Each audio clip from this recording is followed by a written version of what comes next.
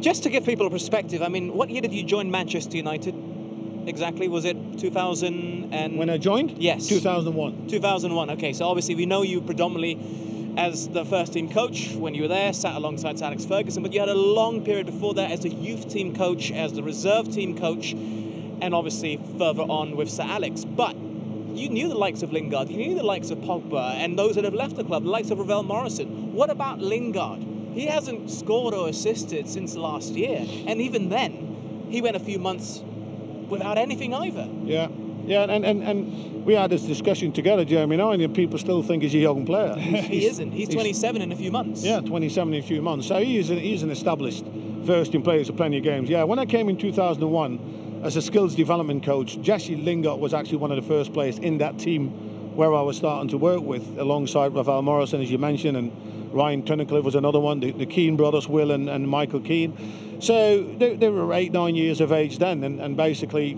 I've got plenty of years, working with him. The good thing about, working with him very young, you see their characteristic traits.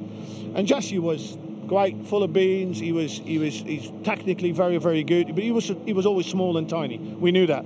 When he grew old, I always said to him, I says, you need to look as much as you can towards Iniesta, because that's the sort of type of player you are, coming into the little gaps and then get on the front foot and make things happen. And that is what I miss at the moment in him. He still finds the little gaps, but there's nothing really anything, no cutting edge in terms of running at people, play a little combination, come in the gaps, get behind. He had this little spell maybe 2 years ago when he suddenly started scoring, a number of goals and really important goals. And that's when I thought, if you can keep doing this, that's the breakthrough. That's when he came into the England setup as well, and for some reason it sort of faded away. Yeah, I feel he's lost his confidence.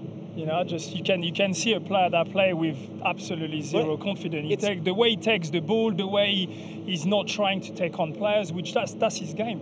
I wonder one thing, Jeremy, as well, is because all those players, you made that point at him before, about the commercial side and the social media, and they build all this and they do all this and that and the other, and sometimes their focus and attention wanders away. You guys were only one thing, was football. That was it. Yeah. That was it. And the thing outside football, it was still football. It was the right diets, it was the right rest, the right sleep, everything, the right recovery, all thing. And sometimes, listen, if you get into the public eye and if you go into that dangerous world of social media, not all of the people are up there are your friends.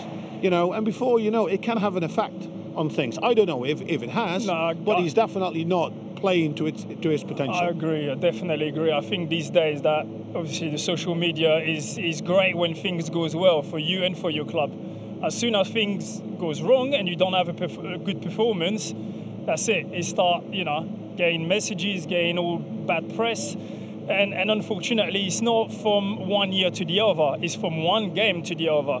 So you can 1 week be brilliant, what a player, and then the week after you have a poor performance and you get insulted.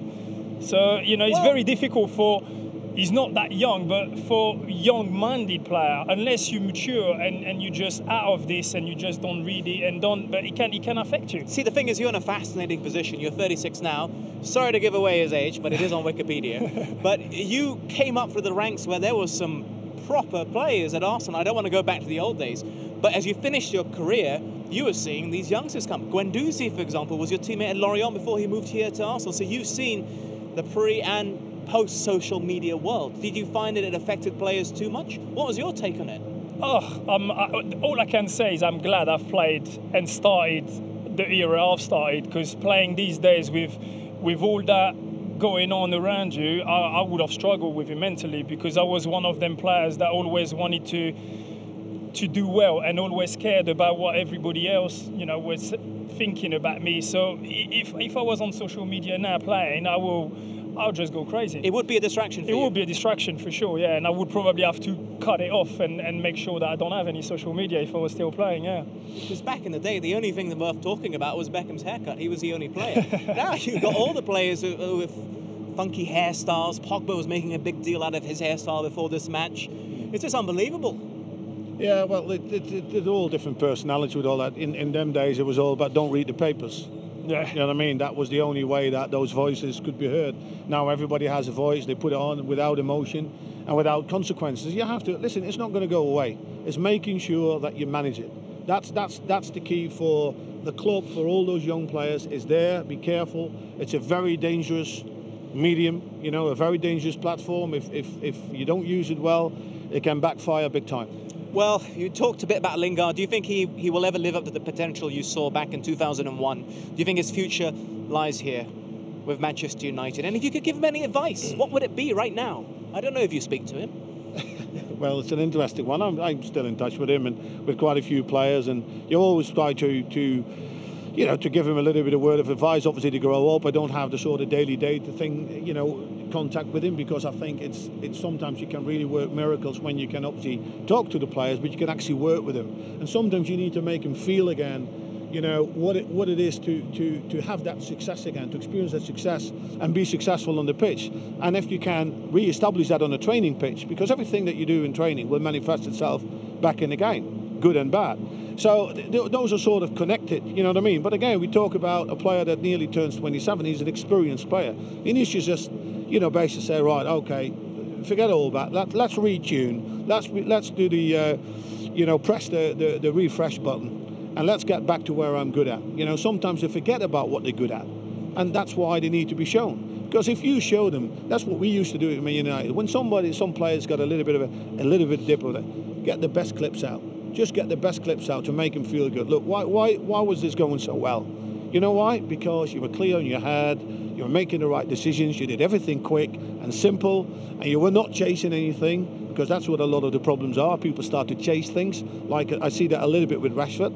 Yeah, you saw that little breakaway earlier on where he got caught on his left foot, and Sokratis really stopped. That's a player again, searching, looking for something what isn't there at the moment. So do you think he's going to be a success in the long term? Well, he should be a success. Could be. No, could be. He should be, because at his age, he's been playing plenty of games. He knows what it is to play for Man United. He knows what is expected. He's shown that he can do it, so he needs to get back to it. And if he doesn't get back to it, yeah, then you have a problem.